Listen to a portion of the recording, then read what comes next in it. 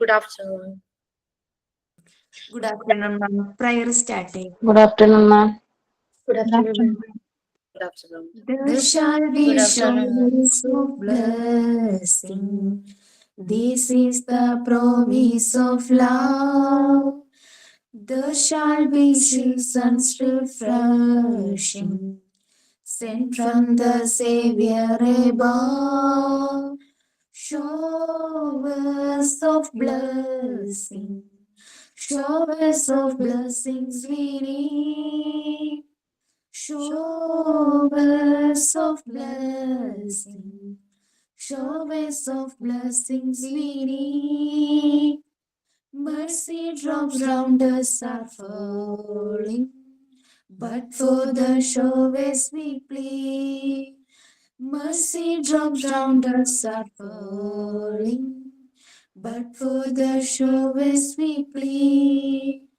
But for the showers we plead. Thank you, ma'am.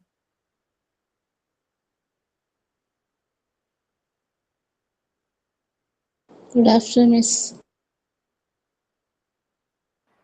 Yes, good afternoon. Good afternoon. പറഞ്ഞുകൊണ്ടിരുന്നപ്പോഴേക്കും prayer അങ്ങ് തുടങ്ങി അല്ലേ? Okay, എന്താ next എന്താ? Thought of the day, signing.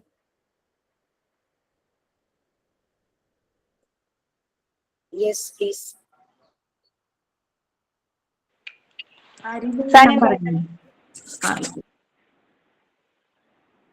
Okay.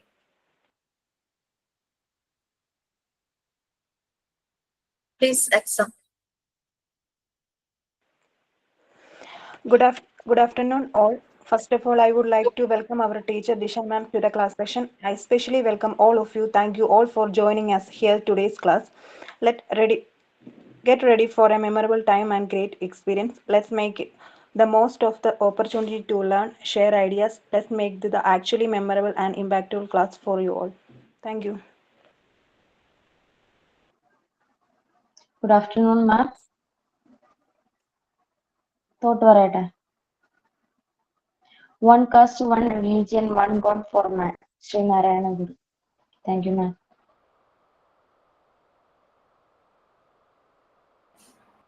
Nice thought.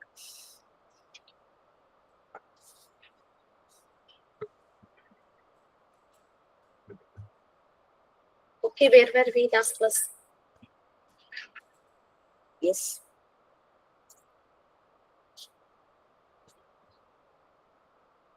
ആയിരുന്നു. ഏത് topic എടുത്തോണ്ടിരിക്കുന്നത്?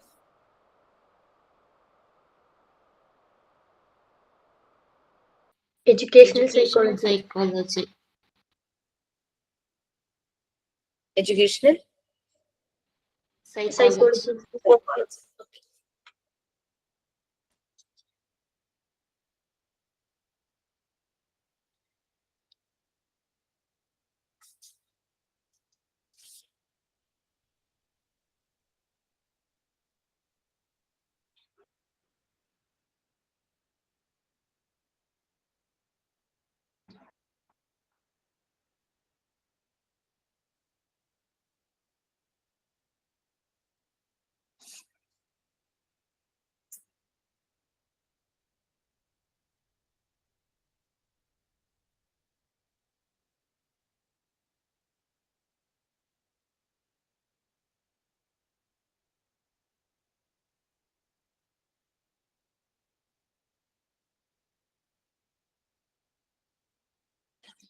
Educational psychology ആണല്ലേ?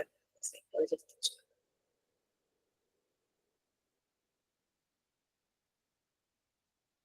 അതിലെവിടം വരെയായി?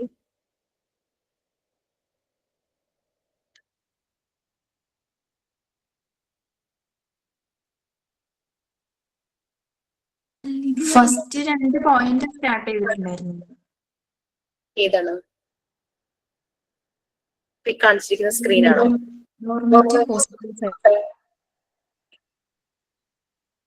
മാം ടെക്സ്റ്റിലെ പേജ് നമ്പർ 60 എഡ്യൂക്കേഷൻ സൈക്കോളജിയിലെ ഫസ്റ്റ് പാരഗ്രാഫും 2 point. Normative positive സൈക്കോളജിയും.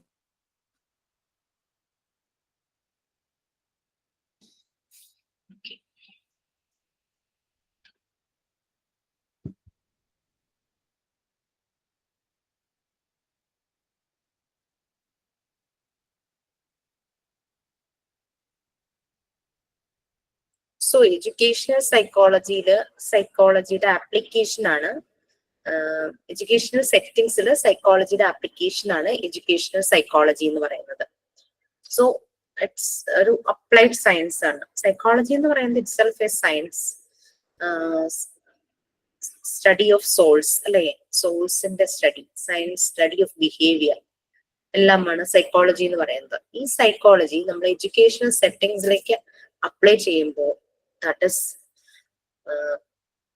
Educational psychology. നമ്മൾ അതിന്റെ കീ ഫാക്ടേഴ്സ് എല്ലാം പറഞ്ഞു. Learner, facilitator, learning environment, situation or environment, learning process, അതിലൂടെ ലേണറും ഫെസിലിറ്റേറ്ററും എക്സ്പീരിയൻസ് ചെയ്യുന്ന ലേണിംഗ് എക്സ്പീരിയൻസസ്. അപ്പോൾ ഫെസിലിറ്റേറ്റർ ആണ് അതിന്റെ ഒരു പൊട്ടന്റ് ഫോഴ്സ് എന്ന് പറയുന്നത്. അപ്പോൾ ഒരു എഡ്യൂക്കേഷൻ സൈക്കോളജി എന്ന് പറഞ്ഞു കഴിഞ്ഞാൽ ശരിക്കും ആ ഒരു ഫെസിലിറ്റേറ്റർക്ക് കിട്ടുന്ന ഒരു സപ്പോർട്ടാണ് to become a better facilitator. കുട്ടികൾ ബിക്കം ബെറ്റർ സ്റ്റുഡന്റ്, അങ്ങനെ ആയിത്തീരുന്ന ഒരു പ്രോസസ് തന്നെയാണ് എഡ്യൂക്കേഷണൽ സൈക്കോളജി എന്ന് പറയുന്നത്. ഇതൊക്കെ കഴിഞ്ഞു അല്ലെ? കഴിഞ്ഞില്ലേ? സ്കോപ്പ് ഒക്കെ കഴിഞ്ഞോ? നോർമാലിറ്റി സയൻസ് ഒക്കെ വരുന്നത് എപ്പോഴായിരുന്നു?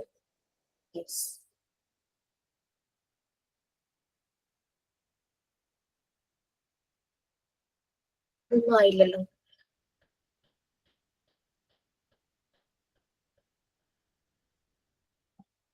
കീ ഫാക്ടേഴ്സ് ഞാൻ പറഞ്ഞിരുന്നോ? 5 കീ ഫാക്ടേഴ്സ് നിങ്ങൾ ആരും മിണ്ടുന്നില്ല. ഉള്ളായിരുന്നു എഡ്യൂക്കേഷൻ സ്റ്റാർട്ട് ചെയ്തിട്ടുള്ളൂ. തുടങ്ങിയിട്ടേ ഉള്ളായിരുന്നു. Okay fine. ഓക്കെ, ഞാൻ പറഞ്ഞു പോയി നോർമേറ്റീവ് സയൻസ് അല്ല, അപ്ലൈഡ് സയൻസ് ആണ്, പോസിറ്റീവ് സയൻസ് ആണ്, ഗ്രോയിങ് സയൻസ് ആണ്, അങ്ങനെയൊക്കെ പറഞ്ഞു അല്ലെ? 2-3 ബാച്ചിന് സെയിം ടോപ്പിക്കാണ്. ചിലര് കഴിയാറായി, ചിലര് തുടങ്ങി, ചിലര് ഏകദേശം പകുതിയായി. അവിടെ തന്നെ നടക്കാം.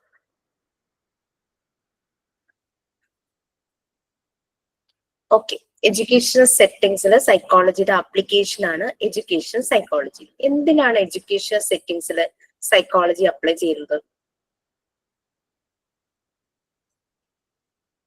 എന്തിനാണ് എഡ്യൂക്കേഷണൽ സെറ്റിംഗ്സിൽ സൈക്കോളജി അപ്ലൈ ചെയ്യുന്നത്? എന്താ സൈക്കോളജി എന്ന് പറഞ്ഞാൽ എന്തായിരുന്നു? സൈക്കോളജി നമ്മൾ കഴിഞ്ഞല്ലേ? സൈക്കോളജി എന്താണ്?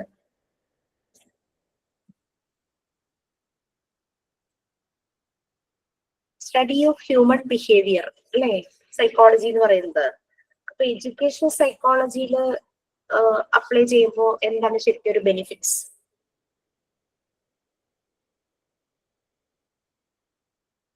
കുട്ടികളുടെ എന്തെങ്കിലും വൈകല്യം ഉണ്ടോ, എല്ലാവർക്കും അതിനെന്തെങ്കിലും ബുദ്ധിമുട്ടുണ്ടോ എന്നൊക്കെ മനസ്സിലാക്കാൻ പറ്റും. അതെ, നമ്മുടെ മുന്നിൽ വരുന്ന കുഞ്ഞുങ്ങൾ ഓരോന്നും വ്യത്യസ്തരാണല്ലേ. അവർക്ക് പല രീതിയിലുള്ള ബിഹേവിയർ പാറ്റേൺ ഉണ്ടായിരിക്കും, പല രീതിയിലുള്ള പേഴ്സണൽ ട്രേറ്റ്സ് അവർ കാണിക്കും, സ്വഭാവ സവിശേഷതകൾ കാണിക്കും.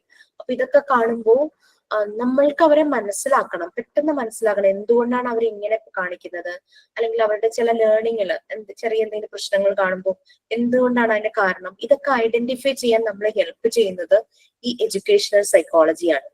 അതുകൊണ്ടാണ് എഡ്യൂക്കേഷണൽ സെറ്റിംഗ്സിൽ സൈക്കോളജിക്ക് ഇത്രയധികം ഇമ്പോർട്ടൻസ്. ഓക്കെ, അപ്പൊ ആപ്ലിക്കേഷൻ ആണെന്ന് നമ്മൾ പറഞ്ഞു. സൈക്കോളജിക്കൽ ഫൈൻഡിങ്സ് എഡ്യൂക്കേഷണൽ ഫീൽഡ്സിലെ ആപ്ലിക്കേഷൻ ആണ്. ഇതൊരു സിസ്റ്റമാറ്റിക് സ്റ്റഡിയാണ്. ഓരോ ഇൻഡിവിജ്വൽ എഡ്യൂക്കേഷണൽ സെറ്റിംഗ്സിൽ വരുന്ന ഓരോ ഇൻഡിവിജ്വലിന്റെ ഡെവലപ്മെന്റിന്റെ ഒരു സിസ്റ്റമാറ്റിക് സ്റ്റഡിയാണ്.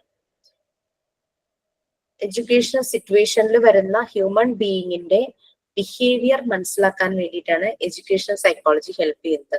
നമുക്കറിയാം, നമുക്ക് സമ്മർ വെക്കേഷൻ ആവുന്ന സമയത്ത് ടീച്ചറായിട്ടൊക്കെ ജോബ് കിട്ടിയവർക്ക് അറിയായിരിക്കും, ആ ഒരു ടൈമിൽ സ്കൂളിലേക്ക് വിളിക്കും ട്രെയിനിങ് കൊടുക്കാനായിട്ട്. നെക്സ്റ്റ് അക്കാദമിക് ഇയർ എങ്ങനെ വേണം, എന്തെല്ലാം ആക്ടിവിറ്റീസ് ഇൻക്ലൂഡ് ചെയ്യണം, അങ്ങനെയുള്ള പല കാര്യങ്ങളും. ഇതെല്ലാം എഡ്യൂക്കേഷണൽ സൈക്കോളജിയുടെ ഭാഗമായിട്ട് നടത്തുന്ന ട്രെയിനിങ്, ഒരു ബൂസ്റ്റർ കോഴ്സ്, ടീച്ചേഴ്സിനെ കൂടുതൽ അപ്ഡേറ്റ് ആക്കുന്ന കുറെ ട്രെയിനിങ് മെത്തേഡ്സുകളൊക്കെയാണ് ഇത്. എഡ്യൂക്കേഷണൽ സൈക്കോളജി ഒരു ബിഹേവിയറൽ സയൻസ് ആണ്. അതിന് 2 റെഫറൻസുകളാണുള്ളത്. ഒന്ന് ഹ്യൂമൻ ബിഹേവിയറും എഡ്യൂക്കേഷനും. അതായത് എഡ്യൂക്കേഷണൽ സിറ്റുവേഷൻസിൽ ഹ്യൂമൻ ബിഹേവിയർ മനസ്സിലാക്കാനാണ് എഡ്യൂക്കേഷണൽ സൈക്കോളജി എന്ന് പറഞ്ഞു. ദാറ്റ് മീൻസ് എഡ്യൂക്കേഷണൽ സൈക്കോളജിക്ക് ഉള്ള 2 റെഫറൻസ് ആണ് എഡ്യൂക്കേഷനും ഹ്യൂമൻ ബിഹേവിയറും. ഒരു കുട്ടിയുടെ ഡെവലപ്മെന്റിന് ഇത് വളരെയധികം അവന്റെ പേഴ്സണാലിറ്റി ബിൽഡ് ചെയ്യുന്നതിന് എഡ്യൂക്കേഷണൽ സൈക്കോളജി വളരെയധികം സപ്പോർട്ട് ചെയ്യുന്നു, ഹെൽപ്പ് ചെയ്യുന്നു. ഓക്കെ, നെക്സ്റ്റ് 2 പാരഗ്രാഫ്സ് ആരാ വായിക്കുക? ദസ് തുടങ്ങിയിട്ട് ഞാൻ വായിക്കാം. കേൾക്കുന്നുണ്ട്? ഇവിടുന്ന് ദസ് എന്നല്ല മാം. യെസ് യെസ്, ഈ 2 പാരഗ്രാഫ്സ്, ഈ 2 Thus, educational psychology is primarily concerned with understanding the process of teaching and learning that plays within formal surrounding and developing ways of improving those methods. It covers important topics like learning theory, teaching methods, motivation, cognitive, emotional, and moral development, parent-child relationship, etc. Educational psychology helps the teacher to understand the student and improve their ability. The field of educational psychology involves the study of memory, theoretical process, and individual difference in via cognitive psychology. In conceptualizing new strategies for learning process in human, educators change the technique, methods, and environment so that the maximum number of students is served in the general education environment.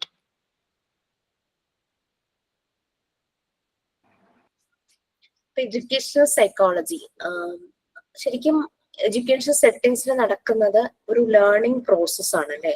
Learning process നടക്കുന്നു. അവിടെ ഉള്ള 2 main ആയിട്ടുള്ള വ്യക്തികൾ എന്ന് പറഞ്ഞു കഴിഞ്ഞാൽ, 2 ആളുകൾ എന്ന് പറഞ്ഞു കഴിഞ്ഞാൽ, ഒന്ന് ലേണിംഗ് നടത്തുന്ന ആ ഒരു ടീച്ചർ അല്ലെങ്കിൽ ഫെസിലിറ്റേറ്റർ, പിന്നെ അത് ആക്സെപ്റ്റ് ചെയ്യുന്ന കുട്ടികൾ, സ്റ്റുഡൻസ്, ചിൽഡ്രൻ അല്ലെ. ലേണർ, അവരാണ് ലേണർ അല്ലെ. സോ ലേണർ ഇവര് 2 പേരും ഈ ലേണിംഗ് പ്രോസസ്സിലൂടെ കടന്നു പോവുകയാണ്. അല്ലാണ്ട് ലേണർ മാത്രമല്ല ലേണിംഗ് പ്രോസസ്സിലൂടെ കടന്നു പോകുന്നത്. 2 പേരും തമ്മിലുള്ള ഒരു കണക്ഷനാണ്, ഫെസിലിറ്റേറ്ററും ലേണറും തമ്മിലുള്ള കണക്ഷനാണ് ഈ ഒരു ലേണിംഗ് പ്രോസസ്. ആ ഒരു പ്രോസസ് അത് നടക്കുന്ന ഒരു സറൗണ്ടിങ്, ചിലപ്പോൾ അതൊരു ക്ലാസ് റൂം ആയിരിക്കും, നമ്മൾക്ക് അതൊരു ഓൺലൈൻ പ്ലാറ്റ്ഫോം ആണെന്നുള്ളത് പോലെ ആ ലേണിംഗ് എൻവിയോൺമെന്റ് അല്ലെങ്കിൽ ലേണിംഗ് സിറ്റുവേഷൻ, അതിൽ ഈ ലേണിംഗ് പ്രോസസ് നടക്കും. ഈ ലേണിംഗ് പ്രോസസ് നടക്കുമ്പോൾ ഈ പറയുന്ന ഫെസിലിറ്റേറ്റർ കുറെ കാര്യങ്ങൾ പറയും, കുട്ടികൾ തിരിച്ച് അവരുടേതായ വ്യൂസ്, അവരുടെ സജഷൻസ്, അവരുടെ ഡൗട്ട്സ് ക്ലിയർ ചെയ്യുന്നുണ്ടാവും. അങ്ങനെ പല പല കാര്യങ്ങളുണ്ട്. അവർ അനാലിസിസ് ചെയ്യുന്നുണ്ടാവും പല സിറ്റുവേഷൻസ് ഒക്കെ. അപ്പൊ ഇതിന്റെ എക്സ്പീരിയൻസസ് 2 പേർക്കും കിട്ടുന്നത്. ലേണർക്ക് മാത്രമല്ല, സ്റ്റുഡന്റ് മാത്രമല്ല എക്സ്പീരിയൻസ് ചെയ്യുന്നത്.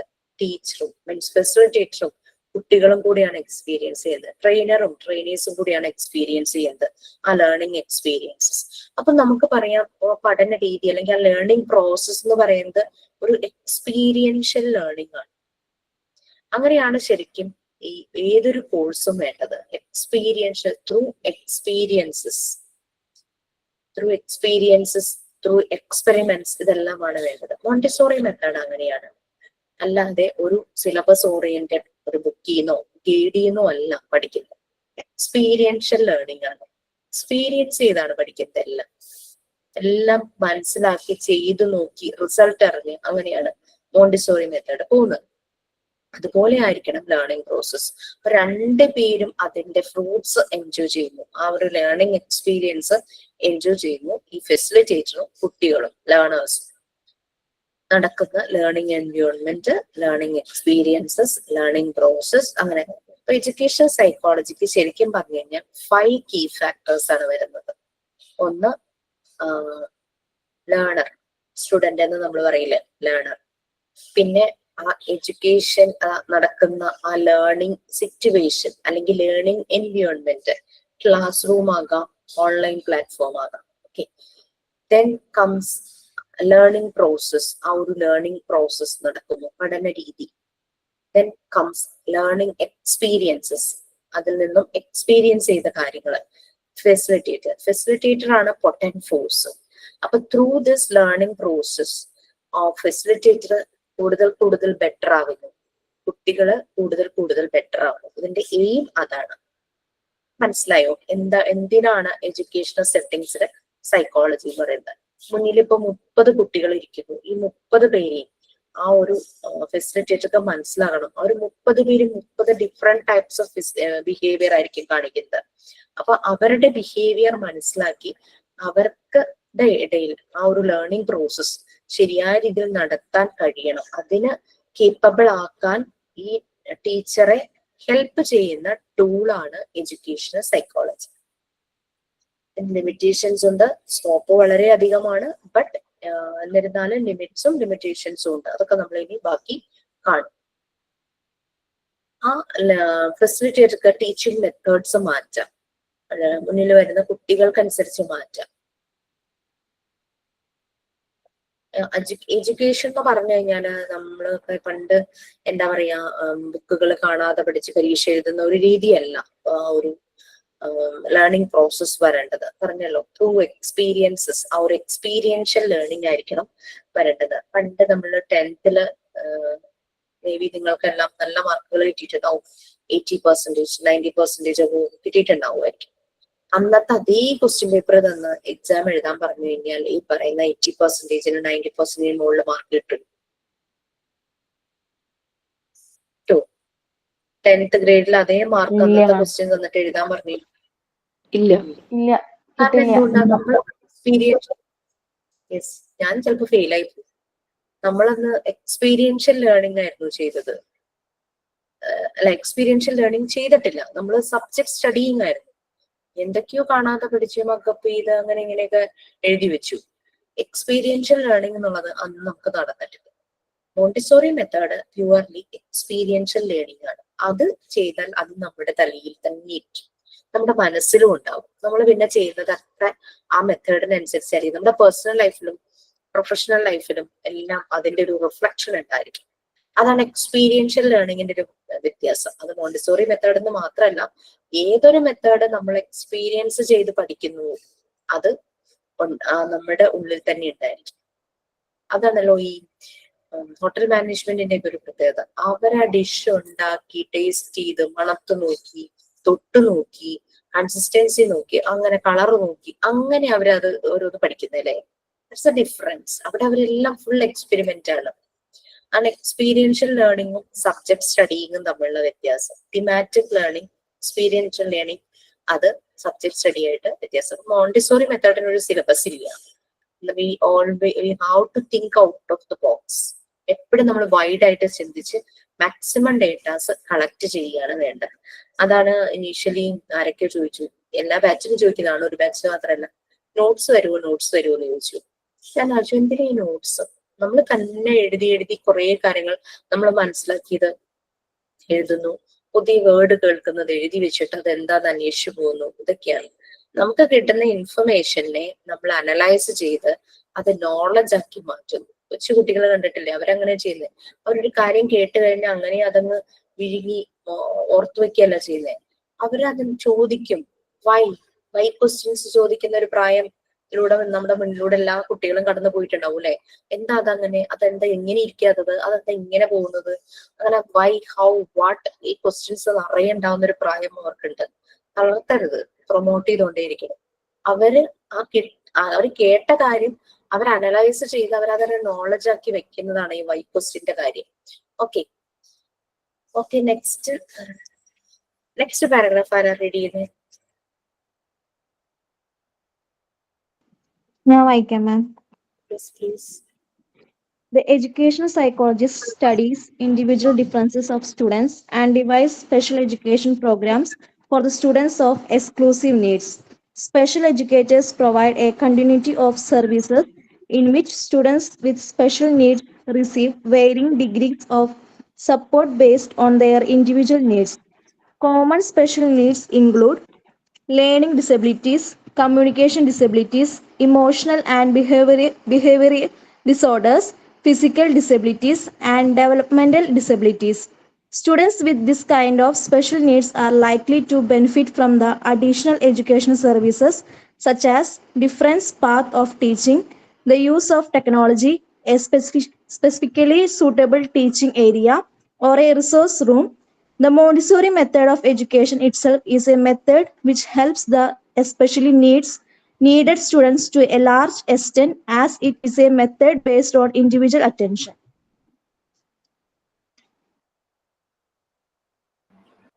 സോ എഡ്യൂക്കേഷൻ സൈക്കോളജിസ്റ്റ് മുന്നിൽ വരുന്ന ഓരോ കുട്ടികളുടെയും ബിഹേവിയർ ഡിഫറൻസസ് മനസ്സിലാക്കുന്നു. ഓരോ കുട്ടിയും യൂണീക്കാണ് അല്ലെ, അവരുടെ ഇൻഡിവിജ്വൽ ഡിഫറൻസസ് ഓഫ് സ്റ്റുഡൻസ് അത് മനസ്സിലാക്കും. അപ്പൊ ഇവർക്ക് വേണ്ടിയിട്ട് സ്പെഷ്യൽ എഡ്യൂക്കേഷൻ പ്രോഗ്രാംസ് കണ്ടക്ട് ചെയ്യണം എന്നുള്ളത് അവരുടെ നീഡ്സ് അനുസരിച്ച്. കുട്ടികൾക്ക് പല രീതിയിലുള്ള ബുദ്ധിമുട്ടുകൾ ഉണ്ടാകും, പല നീഡ്സ് ആവശ്യമായിട്ട് വരും. നമുക്കറിയാം സ്പെഷ്യൽ എഡ്യൂക്കേറ്റേഴ്സ് അങ്ങനെയുള്ള സർവീസസ് ഈ കുട്ടികൾക്ക് സ്പെഷ്യൽ നീഡ്സ് ആവശ്യമുള്ള കുട്ടികൾക്ക് പ്രൊവൈഡ് ചെയ്യുന്നു. അവരുടെ നീഡ്സ് അനുസരിച്ച് അതിനിങ്ങനെ മാറിക്കൊണ്ടിരിക്കും, വേരിയിങ് ഡിഗ്രീസിലായിരിക്കും പ്രൊവൈഡ് ചെയ്യുന്നത്.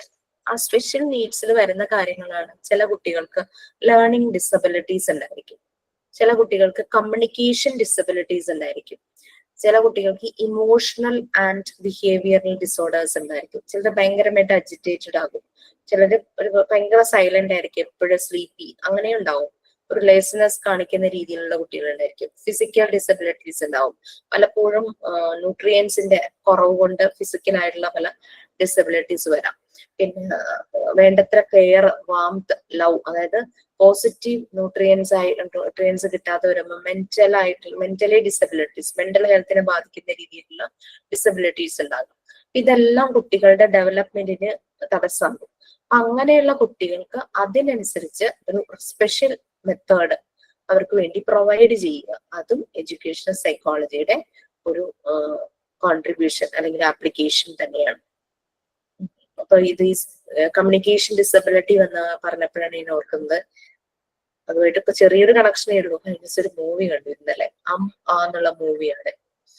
മൂവിയിൽ ഒരു കുട്ടിയെ കാണിക്കുന്നുണ്ട്. ഈ കുട്ടി സംസാരിക്കില്ല, ചെറിയതായിട്ട് ശബ്ദങ്ങളൊക്കെ ഉണ്ടാക്കുള്ളൂ.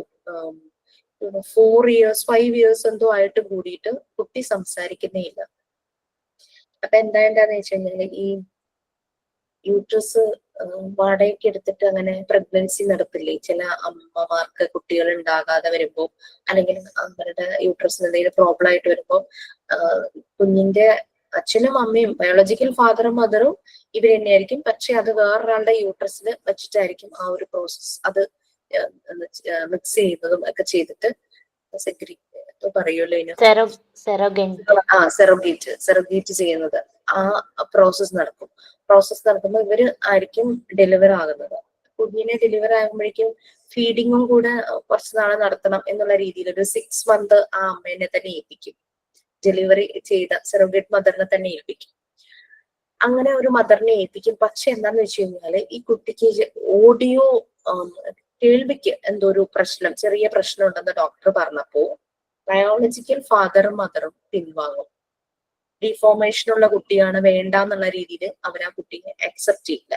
അപ്പൊ സെറോഗേറ്റ് മദർ ആണെങ്കിൽ എന്താ പറയാ, വളരെ പുവർ ഫാമിലി എന്നുള്ളതാണ്. അവരുടെ ഹസ്ബൻഡ് അവരെ വെച്ച് കാശുണ്ടാക്കാൻ ഉദ്ദേശിച്ചിട്ടാണ് ഇങ്ങനെ ഒരു കാര്യത്തിന് അവരെ നിർബന്ധിക്കുന്നതും.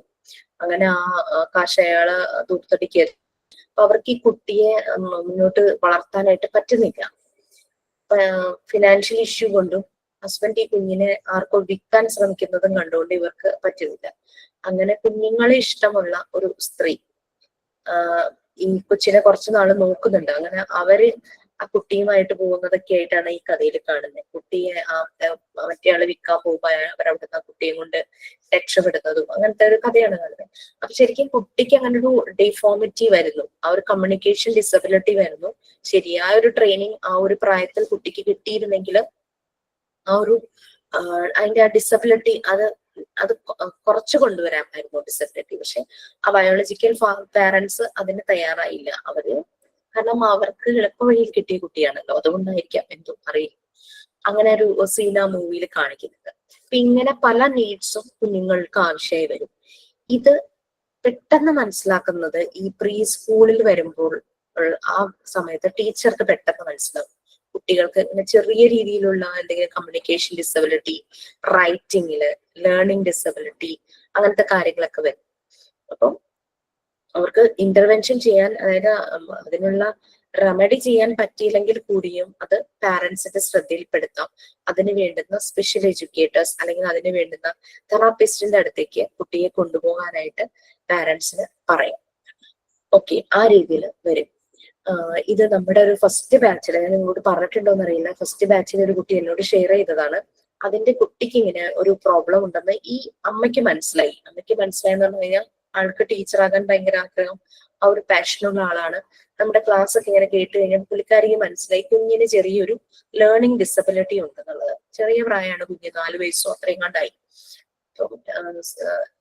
വീട്ടിലപ്പം ഇങ്ങനെ എവിടെയെങ്കിലും കൊണ്ടുപോകണം എന്ന് പറഞ്ഞപ്പോ ഹസ്ബൻഡും ഇൻലോസും എന്ത് ചെയ്തിട്ടും സമ്മതിക്കുന്നില്ല. അത് കുഞ്ഞു വളരുമ്പോ ശരിയാവും, കുഞ്ഞു വളരുമ്പോ ശരിയാവും എന്നവരെങ്ങനെ പറയുക. കാരണം കുട്ടിക്ക് അങ്ങനെ പ്രോബ്ലം ഉണ്ടെന്ന് മറ്റുള്ളവരെ അറിഞ്ഞാലോ എന്നുള്ളൊരു പ്രശ്നവും അവരെ ഉണ്ട്.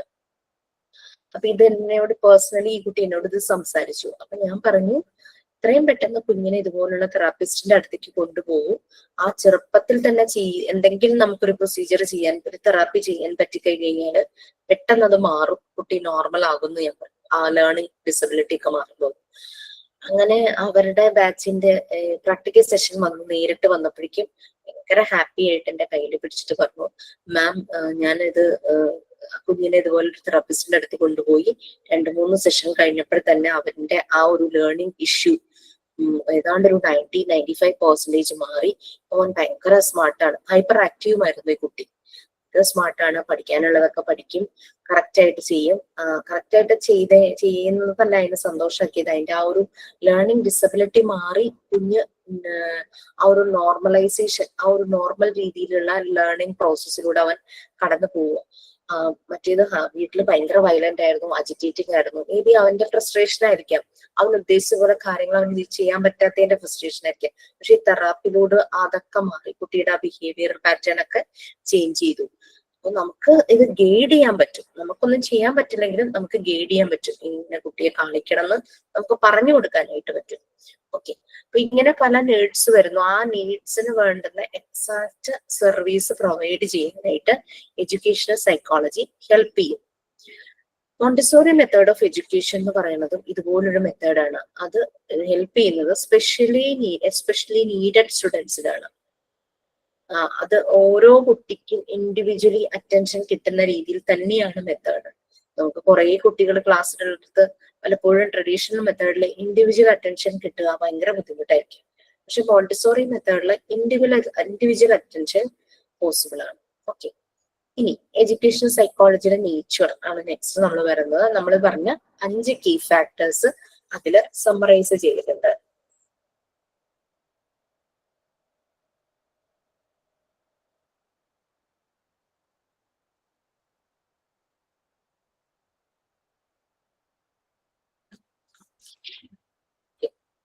അതിൽ കാണാം ഓരോ 5 കീ ഫാക്ടേഴ്സ് നമ്പർ ഇട്ട് പറഞ്ഞിട്ടുണ്ട്. First one, the learner. Education psychology summarise ചെയ്തിട്ടുണ്ട്. എല്ലാ സൈക്കോളജിയുടെ ഒരു അപ്ലൈഡ് ബ്രാഞ്ച് ആണ്, ഒരു അപ്ലൈഡ് സയൻസ് ആണ്, ഒരു പോസിറ്റീവ് സയൻസ് ആണ്, ഗ്രോയിങ് സയൻസ് ആണ്. നമുക്കറിയാം ഓരോ വർഷം കഴിയുമ്പോഴും എഡ്യൂക്കേഷണൽ സെറ്റിംഗ്സിൽ പല പല മാറ്റങ്ങൾ വരുന്നുണ്ട്. അപ്പൊ അതിനനുസരിച്ച് എഡ്യൂക്കേഷണൽ സൈക്കോളജിയുടെ ആപ്ലിക്കേഷൻസിലും മാറ്റങ്ങൾ വരും. അപ്പൊ എഡ്യൂക്കേഷണൽ സൈക്കോളജി അപ്ഡേറ്റഡ് ആകുന്നുണ്ട്. അതായത് അതൊരു ഗ്രോയിങ് സയൻസ് ആണ്. പിന്നെ എക്സ്പീരിയൻഷ്യൽ ലേണിംഗ് ആണെന്ന് നമ്മൾ പറഞ്ഞു. ത്രൂ എക്സ്പീരിയൻസസ്, എക്സ്പെരിമെന്റ്സ് എല്ലാമാണ് പഠിക്കുന്നത്. ദാറ്റ് മീൻസ് അത് കൂടുതലും പ്രാക്ടിക്കൽ റിലേറ്റഡ് ആണ്, ആക്ടിവിറ്റി ഓറിയന്റഡ് ആണ് അല്ലെ. അപ്പൊ നോർമേറ്റീവ് സയൻസ് അല്ല. നോർമേറ്റീവ് സയൻസ് എന്ന് പറഞ്ഞാൽ കംപ്ലീറ്റ് തിയറിയാണ്. ഒരു തിയറി കുറെ റൂൾസ് റെഗുലേഷൻസ് എഴുതി വെച്ചിട്ടുണ്ട്, അതുപോലെ തന്നെ പോകുന്നത്. അങ്ങനെയല്ല എഡ്യൂക്കേഷൻ സൈക്കോളജി. കാരണം മുന്നിൽ വരുന്ന കുട്ടികളുടെ ബിഹേവിയർ ഇങ്ങനെ മാറിക്കൊണ്ടിരിക്കുകയാണല്ലോ, അതിനനുസരിച്ചാണ് ഇതിന്റെ ആപ്ലിക്കേഷൻസ്. അതുകൊണ്ട് ഇതൊരു നോർമേറ്റീവ് സയൻസ് അല്ല. പലപ്പോഴും എക്സാമിന് ചോദിക്കുന്ന ഒരു ക്വസ്റ്റ്യൻ ആണ്. എഡ്യൂക്കേഷൻ സൈക്കോളജി ഒരു നോർമേറ്റീവ് സയൻസ് അല്ല, ബട്ട് അതൊരു ഗ്രോയിങ് സയൻസ് ആണ്, അതൊരു പോസിറ്റീവ് സയൻസ് ആണ്, അതൊരു അപ്ലൈഡ് സയൻസ് ആണ്. ഓക്കെ, ഫസ്റ്റ് വൺ, അതിന്റെ ആ കീ ഫാക്ടേഴ്സിലെ ഫസ്റ്റ് വൺ, ദ ലേണർ. അത് സ്റ്റുഡന്റ്, പീപ്പിൾ അല്ലെ, കുട്ടികൾ. അതാരാ ഒന്ന് റീഡ് ചെയ്യാൻ? ഞാൻ വായിക്കാം sir. The learner. The subject matter of educational psychology is centered around the learner. Therefore, the need for knowing the learner and the techniques of knowing him well.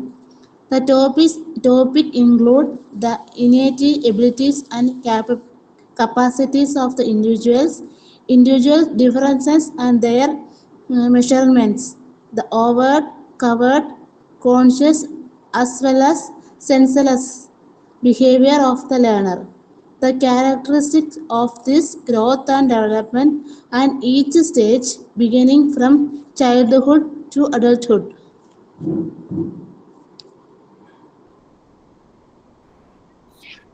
So learner എന്ന് പറയുന്നത് നമ്മുടെ students, നമ്മുടെ മുന്നിലേക്ക് വരുന്ന കുട്ടികൾ അല്ലെ. അപ്പോ വളരെ ഇമ്പോർട്ടന്റ് ആയിട്ടുള്ള ഒരു റോള് ലേണർക്കുണ്ട് എഡ്യൂക്കേഷൻ സൈക്കോളജിയിൽ. കാരണം ലേണർ എല്ലാം അറിയാൻ വേണ്ടി വന്നിരിക്കുക, എന്തൊക്കെ വേണം അതൊക്കെ നല്ല രീതിയിൽ തന്നെ ആ ലേണറെ ഉള്ള അവയർനെസ്, ആ ഒരു നോളജ് നല്ല രീതിയിൽ കുട്ടിക്ക് കിട്ടുന്ന രീതിയിൽ തന്നെ പ്രൊവൈഡ് ചെയ്യണം. അതിന് വേണ്ടിയിട്ട് എഡ്യൂക്കേഷൻ സൈക്കോളജി സപ്പോർട്ട്, ഹെൽപ്പ് ആവശ്യമാണ്. പിന്നെ ഓരോ കുട്ടിക്കും മുന്നിൽ വരുന്ന ലേണേഴ്സ് ഓരോരുത്തരും ഓരോ ഇൻഡിവിജ്വൽസ് ആണ്. ഓരോരുത്തരുടെയും ഇന്നർ കേപ്പബിലിറ്റീസ്, അവരുടെ എബിലിറ്റീസ്, കഴിവുകളും കപ്പാസിറ്റിയും എല്ലാം ഡിഫറെന്റ് ആയിരിക്കും അല്ലെ, വ്യത്യാസമായിരിക്കും. പിന്നെ അതുപോലെ തന്നെ വേറെയും പല കാര്യങ്ങളിൽ അവർക്ക് ഡിഫറൻസസ് ഉണ്ടായിരിക്കും. പിന്നെ പലപ്പോഴും പല കാര്യങ്ങളും ചില കുട്ടികൾ ഭയങ്കര സെൻസിബിൾ ആയിട്ടായിരിക്കും കാര്യങ്ങൾ ചെയ്യുന്നത്. ചിലർക്ക് അതിന് പെട്ടെന്ന് അതിനെ കുറിച്ച് മനസ്സിലാവില്ല, ആ ഒരു സെൻസ്ലെസ് ഉണ്ടാവും. അപ്പൊ അങ്ങനെ ഓരോ കുട്ടിക്കും സെപ്പറേറ്റ് അറ്റൻഷൻ കിട്ടുന്ന രീതിയിൽ വേണം ലേണിംഗ് പ്രോസസ് പ്രൊവൈഡ് ചെയ്യാനായിട്ട്. അത് ആ കുട്ടിയുടെ ഗ്രോത്തിനും ഡെവലപ്മെന്റും ഓരോ സ്റ്റേജ്, ഇപ്പൊ ചെറിയ പ്രായം തുടങ്ങി ചൈൽഡ്ഹുഡ് തുടങ്ങി അഡൽട്ട്ഹുഡ് വരെ പോകുമ്പോൾ പല രീതിയിലുള്ള സ്റ്റേജസിലൂടെ കുട്ടി കടന്നു പോകും. പല രീതിയിലുള്ള ഡെവലപ്മെന്റ് പ്രോസസ് ആയിരിക്കും നടക്കുന്നത്. അവിടെ കുട്ടിയുടെ ശരീരവും വളരുന്നുണ്ട്, കുട്ടിയുടെ ബുദ്ധി വികാസവും നടക്കുന്നുണ്ട്, ഇന്റലക്ച്വൽ ഡെവലപ്മെന്റ് വരുന്നുണ്ട്, കോഗ്നിറ്റീവ് ഡെവലപ്മെന്റ് വരുന്നുണ്ട്, സോഷ്യൽ ഡെവലപ്മെന്റ് വരുന്നുണ്ട്. കുട്ടി സോഷ്യലൈസ് ചെയ്യുന്നു, കൂടുതൽ മിങ്കിൾ ചെയ്യുന്നു ആളുകളുമായിട്ട്. എല്ലായിടത്തും പോസിറ്റീവായിട്ടുള്ള രീതിയിൽ കുട്ടിക്ക് മാറാനായിട്ട് പറ്റണം. അതാണ് എഡ്യൂക്കേഷൻ സൈക്കോളജി അവിടെ ചെയ്യുന്നത് ലേണിംഗ് പ്രോസസ്സിൽ. Next second point, learning experiences. Yes, ആരാ റീഡ് ചെയ്യാൻ? ആരുമില്ലേ റീഡ് ചെയ്യാൻ? The learning experiences.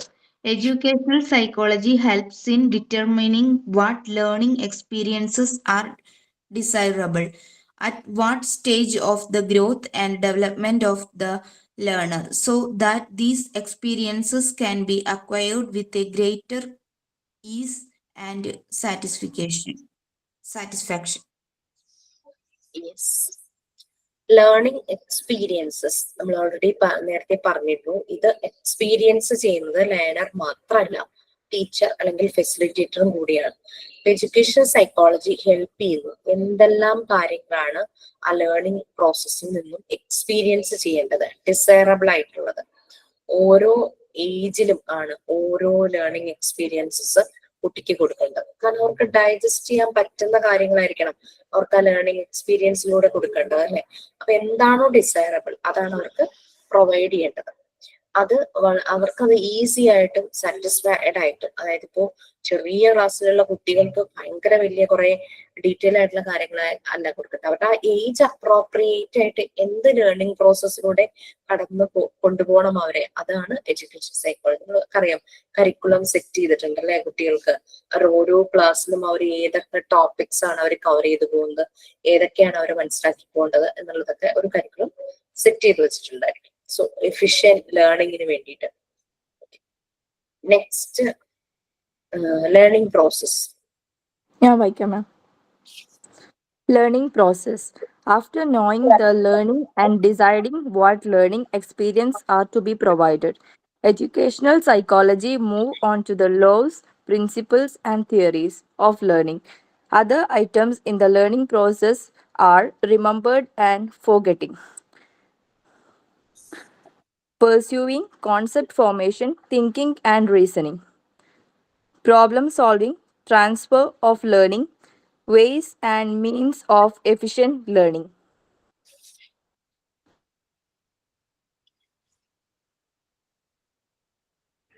Okay, learning process. Okay, കുട്ടിക്ക് ആവശ്യമുള്ള കാര്യങ്ങൾ നമ്മൾ പറഞ്ഞു നേരത്തെ, ലേണിംഗ് എക്സ്പീരിയൻസസ് പെട്ടെന്ന് തന്നെ ഈസി ആയിട്ടും സാറ്റിസ്ഫൈഡ് ആവുന്ന രീതിയിലും അതെല്ലാം ആക്സെപ്റ്റ് ചെയ്യാൻ പറ്റണം, എക്സ്പീരിയൻസ് ചെയ്യാൻ പറ്റണം. എന്താണോ ഡിസൈറബിൾ അതാണ് പ്രൊവൈഡ് ചെയ്യേണ്ടത്.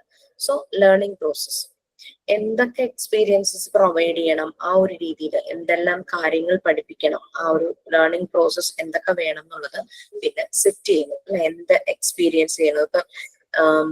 ഇപ്പൊ ചെറിയ ക്ലാസ്സിലെ കുട്ടികളെ ചൂട് തണുപ്പ് അത് പഠിപ്പിക്കാന്ന് വിചാരിച്ചു. ബോട്ടിൽ വെള്ളം ഫില്ല് ചെയ്തിട്ട് നമ്മളത് ചെയ്യിക്കുന്നെങ്കിൽ അവരൊക്കെ മനസ്സിലാക്കാൻ, അവര് ഭയങ്കര കോൾഡ് ഐസ് അത് മനസ്സിലാക്കും.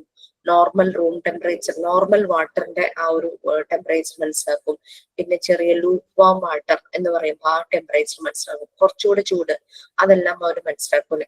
അപ്പൊ അങ്ങനെ അത് അവരത് ടച്ച് ചെയ്ത ബോട്ടിൽ ടച്ച് ചെയ്ത് ടെമ്പറേച്ചർ ഡിഫറൻസസ് അവർ മനസ്സിലാക്കും. അവർ എക്സ്പീരിയൻസ് ചെയ്യുവാണത് ആ ഒരു ഡിഫറൻസസ്. പിന്നെ ടേസ്റ്റ് ചെയ്ത് മനസ്സിലാക്കുന്ന ചില കാര്യങ്ങളുണ്ടാവും, കേട്ട് മനസ്സിലാക്കുന്നുണ്ടായിരിക്കും, ടച്ച് ചെയ്ത് മനസ്സിലാക്കുന്നുണ്ടായിരിക്കും. എന്താണോ അവർക്ക് ഏത് പ്രായത്തിൽ പ്രൊവൈഡ് ചെയ്യേണ്ടത് അതെല്ലാം പ്രൊവൈഡ് ചെയ്യും. ആ ഒരു ലേണിംഗ് പ്രോസസ് അതിനനുസരിച്ച് ഡിസൈൻ ചെയ്യണം. പിന്നെ ലേണിംഗ് പ്രോസസ്സിൽ ചിലപ്പോൾ റിമെമ്പറിങ് ആൻഡ് ഫോർഗെറ്റിംഗ് അതൊക്കെ വരും. ഇപ്പൊ നമ്മളൊരു മെമ്മറി ഗെയിം ഒക്കെ അവരെ കൊണ്ട് ചെയ്യിക്കുവാണെങ്കിൽ കുറെ ഒബ്ജക്ട്സ് അവരുടെ മുന്നിൽ വെച്ചിട്ട് നോക്കാൻ പറയും. പിന്നെ ഒബ്ജക്ട്സ് മാറ്റിയിട്ടോ അല്ലെങ്കിൽ ബ്ലൈൻഡ് ഫോൾഡ് ചെയ്തിട്ട് അതൊക്കെ റിമെമ്പർ ചെയ്യാൻ അങ്ങനത്തെ കാര്യങ്ങളുണ്ടായിരിക്കും.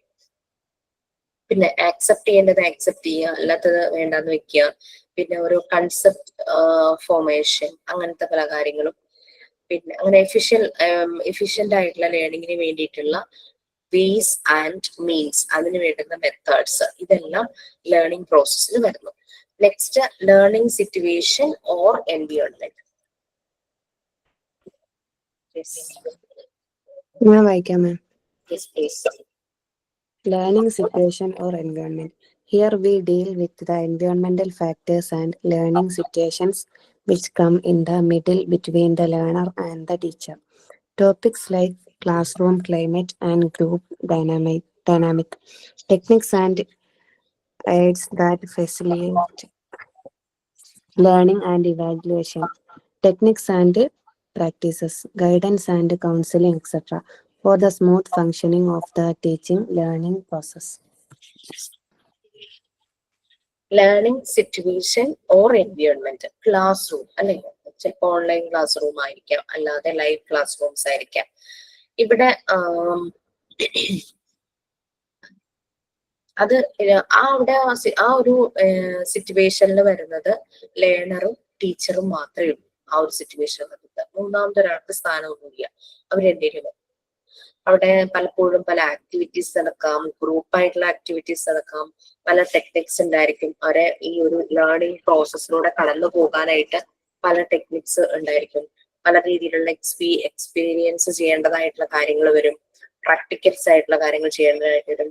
അവിടെ ടീച്ചർ കുട്ടികളെ ഗൈഡ് ചെയ്യുന്നുണ്ടാകും. സംടൈംസ് ഒരു ടീച്ചർ അല്ലെങ്കിൽ ആ ഒരു ഫെസിലിറ്റേറ്റർ കൗൺസിൽ ചെയ്യുന്നുണ്ടായിരിക്കും. ശരിക്കും ആ ഒരു ടീച്ചിങ് ലേണിംഗ് പ്രോസസ് രണ്ടുപേരുമാണ് അതിന്റെ ഫ്രൂട്ട്സ് എൻജോയ് ചെയ്യുന്നത് അല്ലെ. അപ്പൊ അതിന്റെ ഒരു സ്മൂത്ത് ഫങ്ഷനിങ് ആ ഒരു എൻവയോൺമെന്റിൽ നടക്കണം. നെക്സ്റ്റ്, പൊട്ടൻറ്റ് ഫോഴ്സ്, അതാണ് ഫെസിലിറ്റേറ്റർ അല്ലെങ്കിൽ ടീച്ചർ. ഫിഫ്ത്ത് വൺ ആരാധ റീഡ് ചെയ്യാം.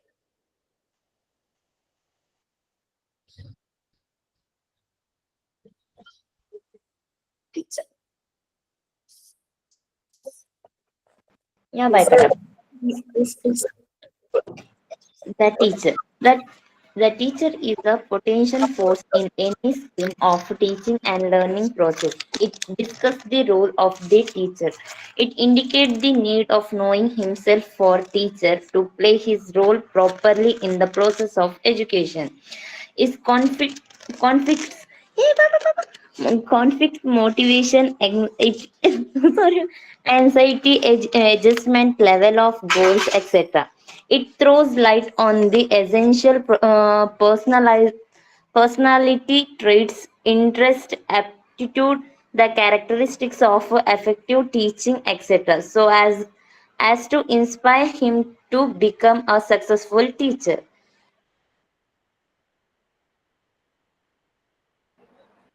ദ ടീച്ചർ, ദ ഫെസിലിറ്റേറ്റർ അല്ലെ, ഒരു പൊട്ടന്റ് ഫോഴ്സ് ആണ് ഏതൊരു ലേണിംഗ് പ്രോസസ്സിലാണെങ്കിലും. ആ ഒരു ഫെസിലിറ്റേറ്റർ എന്ന് പറയുന്ന ഒരു പൊട്ടന്റ് ഫോഴ്സ് ആണ്.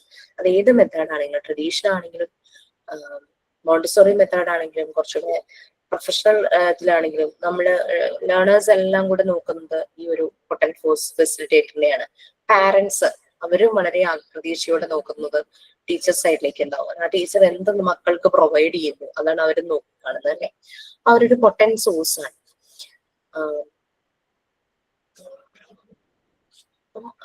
ആ ഒരു പൊട്ടന്റ് ഫോഴ്സ്, ആ ഒരു ഫെസിലിറ്റേറ്റർ എന്ന് പറഞ്ഞു കഴിഞ്ഞാൽ he or she they should know themself. അവർക്ക് അവര് മനസ്സിലാക്കണം, അപ്ഡേറ്റ് ചെയ്തുകൊണ്ടിരിക്കണം അല്ലെ അവരെ. കാരണം കുട്ടികൾക്ക് പ്രൊവൈഡ് ചെയ്യുവാണ്, അപ്പൊ അവരെപ്പോഴും അപ്ഗ്രേഡ് ചെയ്തുകൊണ്ടിരിക്കണം.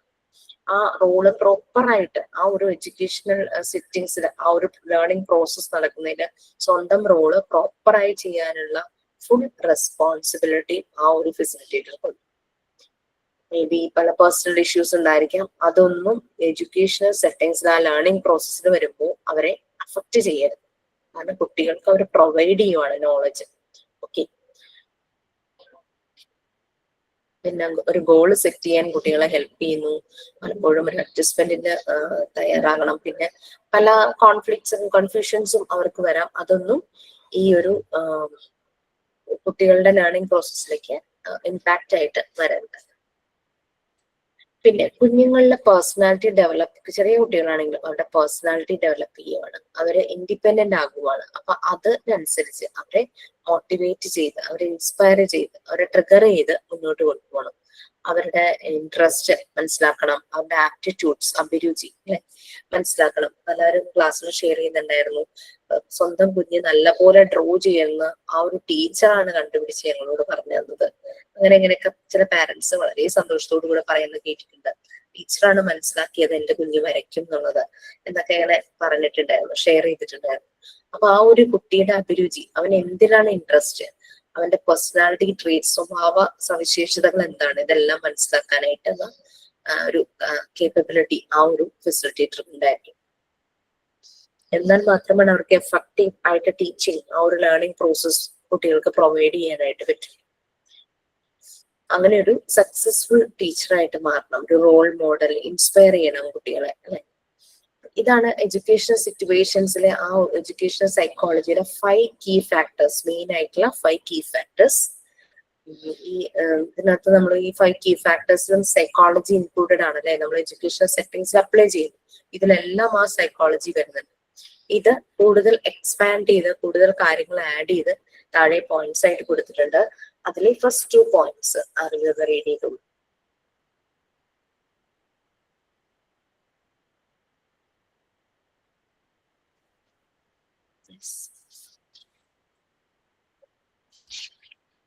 ആരുമില്ല, എന്താ എല്ലാവർക്കും വായിക്കാൻ ബുദ്ധിമുട്ടാണ് ഓഫീസിലേക്ക്.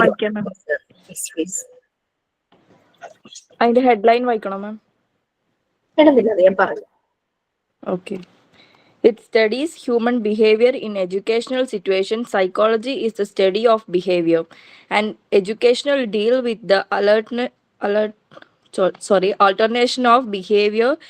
Hence, educational psychology pervades the whole field of education. Second point, the studies the growth and development of the child, how a child passes through the various stages of growth, and what are the characteristics of each stage are included in the study of educational psychology.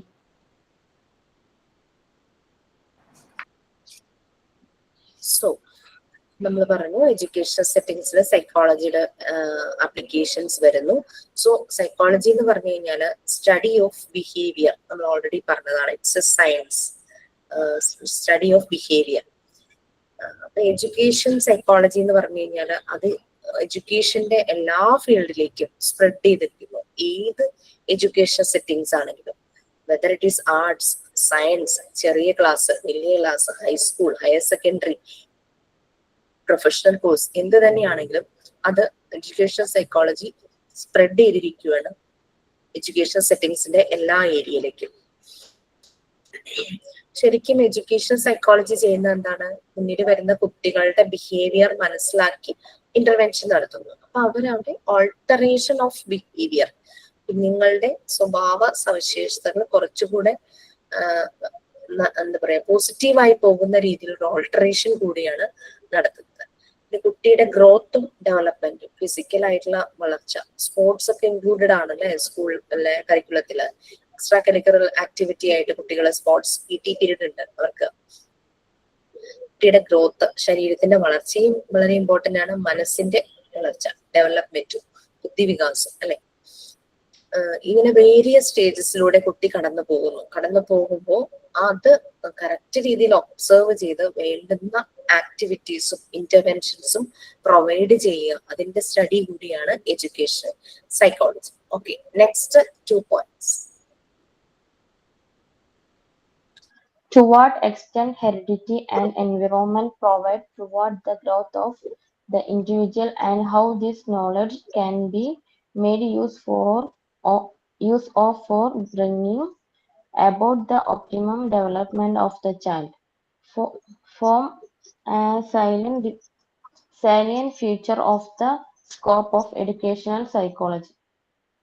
Second, educational psychology deals with the nature and development of the personality of an individual. In fact, education has been defined as the all-round development of the personality of an individual. Personality development also implies a well-adjusted personality.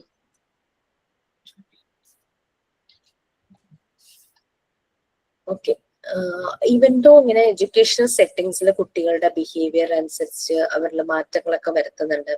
Behaviour issues ഉണ്ടെങ്കിൽ മാറ്റങ്ങൾ വരുത്തുന്നുണ്ട്. Learning disability ഉണ്ടെങ്കിൽ, communication disability ഉണ്ടെങ്കിൽ, അങ്ങനെ പല രീതിയിലും support കൊടുക്കാം എന്ന് നമ്മൾ പറഞ്ഞു. പക്ഷെ കുട്ടിയുടെ ഗ്രോത്തിനെയും ഡെവലപ്മെന്റിനെയും ബാധിക്കുന്ന 2 ഫാക്ടേഴ്സ് ആണ് ഹെറിഡിറ്റിയും അതുപോലെ തന്നെ എൻവിയോൺമെന്റ്. എൻവിയോൺമെന്റ് നമുക്ക് ചേഞ്ച് ചെയ്യാനായിട്ട് പറ്റും, പക്ഷെ ജനറ്റിക് ആയിട്ടുള്ളത് നമുക്ക് ചേഞ്ച് ചെയ്യാം. അത് ബുദ്ധിമുട്ടാണ് അല്ലെ, ജീനിലുള്ളതാണ്. കുഞ്ഞിനെ സംബന്ധിച്ച് ഏതൊരു കുട്ടിക്കും പാരന്റ് സൈഡിൽ നിന്നും മദർ സൈഡിൽ നിന്നും ഉള്ള ചില ഫാക്ടേഴ്സ് ഉണ്ടായിരിക്കും, പേഴ്സണാലിറ്റി ട്രെയ്റ്റ്സ് ഉണ്ടായിരിക്കും. Chromosomes 46 23 from parent side, father side, 23 from mother side ആണ്. അപ്പൊ 2 സൈഡിൽ നിന്നുമുള്ള പല കാര്യങ്ങളും, പോസിറ്റീവ്സ് ഉണ്ടാകാം, നെഗറ്റീവ്സ് ഉണ്ടാകാം. അതുകൊണ്ട് ഇങ്ങനെ വരുന്ന ചില ഡിഫോമിറ്റീസ്, അത് 2 ഫാക്ടേഴ്സ് കൊണ്ടാണ് മെയിൻ ആയിട്ട് നടക്കുന്നത്. ഒന്ന് ഹെറിഡിറ്റി, ജന്മനാ ഉള്ളത്, മറ്റേത് എൻവിയോൺമെന്റ്. ഫസ്റ്റ് പറഞ്ഞത് നമുക്ക് ചേഞ്ച് ചെയ്യാൻ ബുദ്ധിമുട്ടാണ്, പക്ഷെ എൻവിയോൺമെന്റ് നമുക്ക് മാറ്റാം, ഡിസൈൻ ചെയ്യാം. എൻവിയോൺമെന്റിൽ മാറ്റങ്ങൾ വരുത്തി കഴിഞ്ഞു കഴിഞ്ഞാൽ ആ കുട്ടിയുടെ ഗ്രോത്തും ഡെവലപ്മെന്റും കുറച്ചുകൂടെ ബെറ്റർ ആവും. Okay,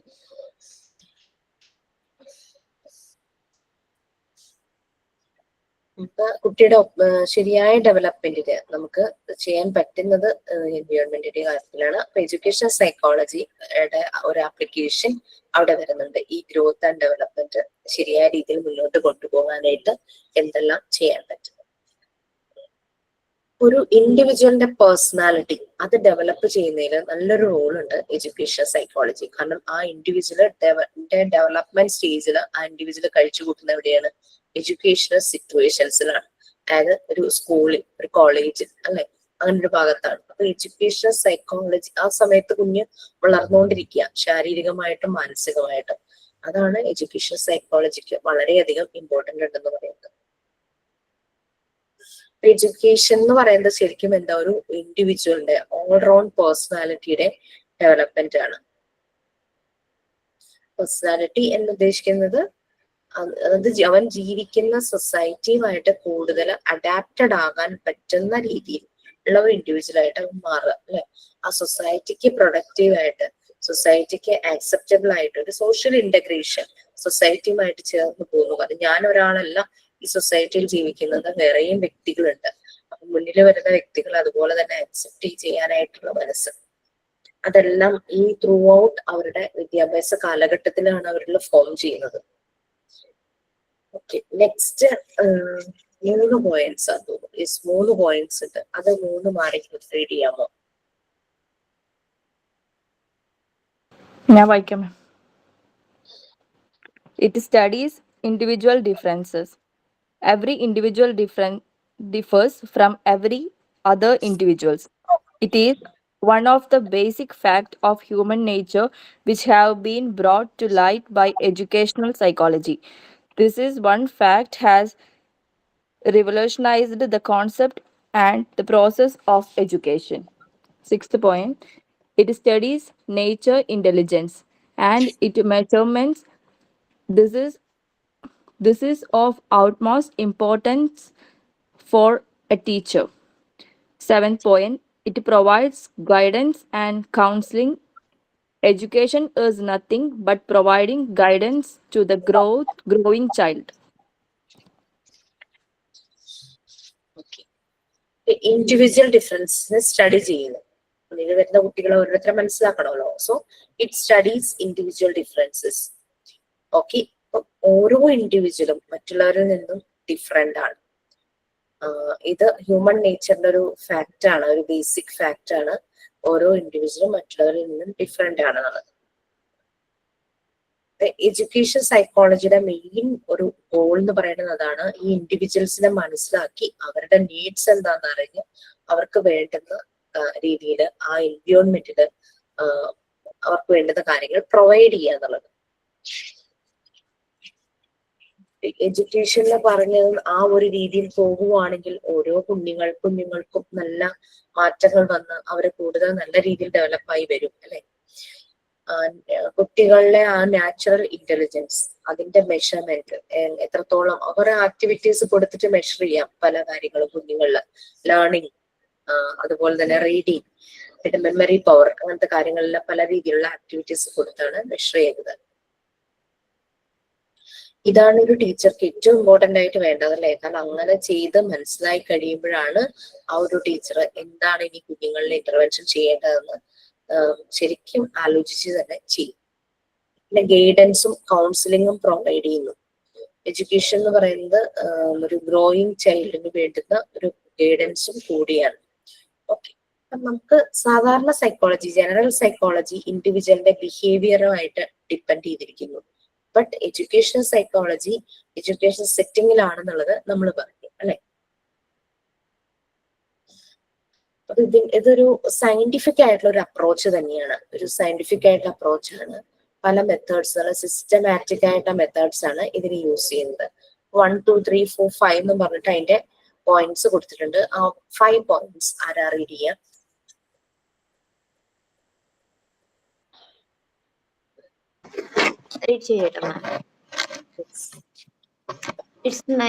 Nature is scientific as it adopts the method of systematic inquiry and scientific approach as used by science. Educational psychology is a functional in its character and is not therefore concerned with the concept. Hey Baba, sorry.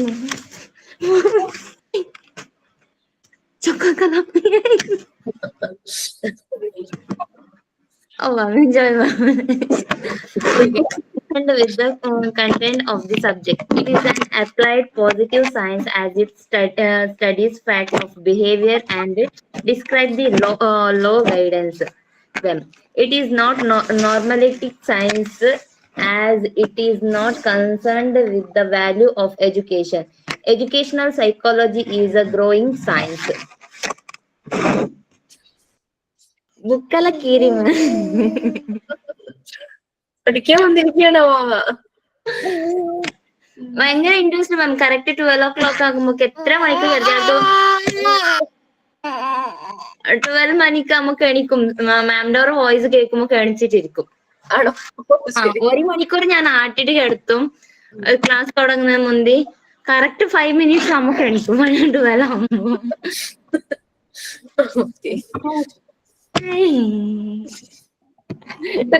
എത്ര മന്തായി? 6 മാം. 6 complete.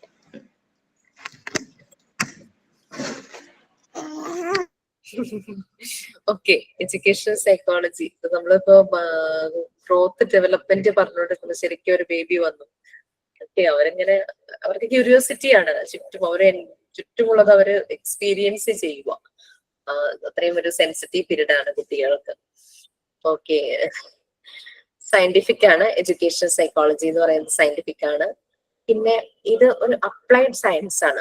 പറഞ്ഞല്ലോ, normative science അല്ല, തിയറിയിൽ base ചെയ്തിട്ടുള്ളതല്ല, എല്ലാം practical experiences base ചെയ്തിട്ടുള്ള ഒരു growing science ആണ്. Updation വന്നുകൊണ്ടിരിക്കുക. നമുക്കറിയാം നമ്മളുടെ പഠന രീതികളിലും ഒക്കെ പല രീതിയിലുള്ള അപ്ഡേഷൻസ് വരുന്നുണ്ട്. അപ്പൊ അറ്റ് ദ സെയിം ടൈം അതിലേക്ക് അപ്ലൈ ചെയ്യുന്ന സൈക്കോളജി ആയ എഡ്യൂക്കേഷൻ സൈക്കോളജിയിലും അപ്ഡേഷനും അപ്ഗ്രേഡ് ചെയ്യുകയും വേണം. അതുകൊണ്ടാണ് അതൊരു ഗ്രോയിങ് സയൻസ് എന്ന് പറയുന്നത്. ഓക്കെ, സിസ്റ്റമാറ്റിക് ആയിട്ട് എൻക്വയറി ചെയ്ത് ഒരു സയന്റിഫിക് അപ്രോച്ച് ആണിത്. പിന്നെ ഇത് ഒരു സബ്ജക്റ്റുമായിട്ട്, അതായത് ഒരു തിയറി ബേസ്ഡ് അല്ല, അതിങ്ങനെ ഫങ്ഷണൽ ആണ്. പല മെത്തേഡ്സും ഒക്കെ ടെസ്റ്റ് ചെയ്ത് ആ ഒരു രീതിയിൽ പോകുന്നതാണ് എഡ്യൂക്കേഷൻ സൈക്കോളജി എന്ന് പറയുന്നത്. ഒരു പ്രത്യേക സബ്ജക്റ്റ്, പ്രത്യേക തിയറി പ്രിൻസിപ്പിൾസിനെ, ആ തിയറി പ്രിൻസിപ്പിൾസ് എല്ലാം ഇതിലുണ്ടാകും, പക്ഷേ അതിൽ നിന്നും കുറച്ചുകൂടെ മാറി ഒരു പ്രാക്ടിക്കൽ സൈഡിലേക്കായിരിക്കും ഇത് പോകുന്നത്. ഇത്രയും കാര്യങ്ങളാണ് എഡ്യൂക്കേഷൻ സൈക്കോളജിയിൽ നമ്മൾ ഇന്ന് ഡിസ്കസ് ചെയ്തത്. ഇനി ഇതിന്റെ സ്കോപ്പാണ്. നമുക്കറിയാം എഡ്യൂക്കേഷൻ സൈക്കോളജി എന്ന് പറഞ്ഞു കഴിഞ്ഞാൽ അതിന്റെ 5 ഇമ്പോർട്ടന്റ് ആയിട്ടുള്ള കീ ഫാക്ടേഴ്സ് നമ്മൾ പറഞ്ഞു കഴിഞ്ഞു.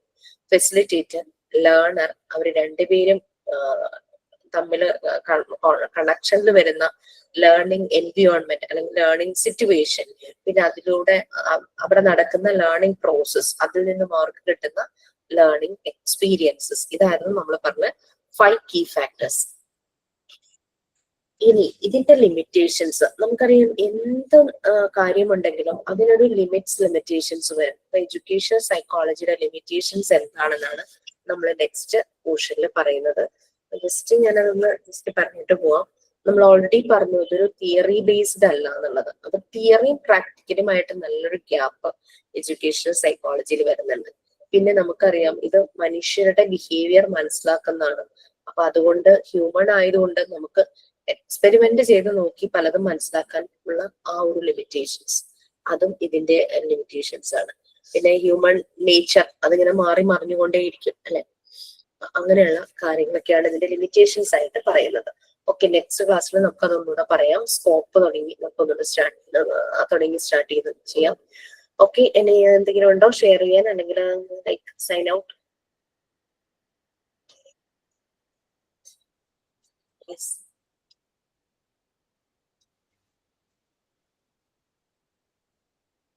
Yes please.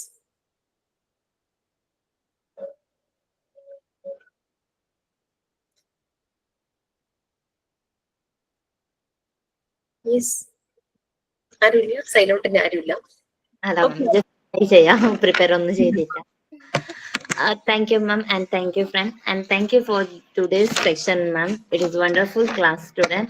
Today we discussed about educational psychology. Psychology means is the study of the human behavior.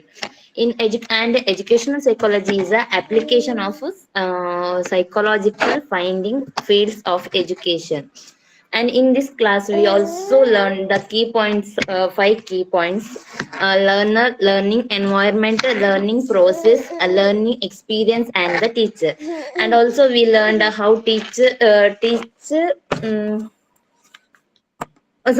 also we learned about nature of the education psychology. And some points also we have studied. And thank you, ma'am, for today's class. And I hope you all the students understand your class. And thank you, ma'am.